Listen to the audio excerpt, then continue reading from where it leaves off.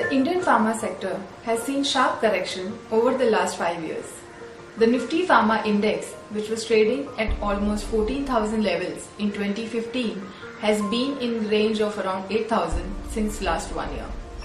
The recent correction has taken it further lower to almost 7,000 levels, which we saw in 2013. This correction was due to structural changes in the largest export market, which is US, compliance issues at plant levels, and competition in the US market, which was increasing. The pharma sector weight in Nifty today stands at around 2%. Interestingly, we have seen a cycle of 5 to 6 years in this.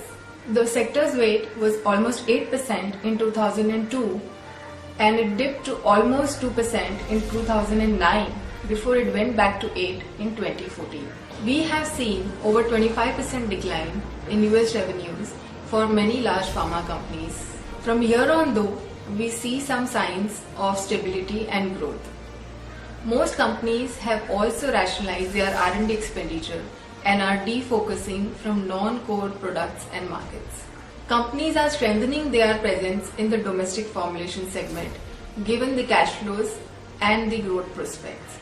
In fact, a large part of profits for many companies today come from the domestic formulation segment.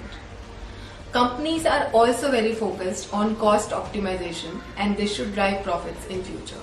All of this should lead to better financials for the sector. We see free cash flow yields for many pharma companies coming back to healthy levels. Due to acquisitions and declining US revenues, many companies had turned net debt.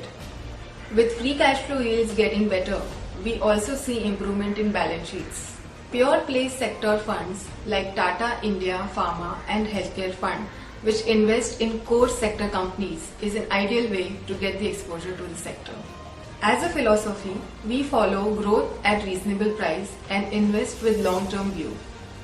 The bottom-up approach and exposure to some select turnaround stories as well as some pure play domestic has helped us to outperform the benchmark. For any mutual fund, especially a sectoral fund, one must at least have 2 to 3 years of horizon as they are cyclical in nature.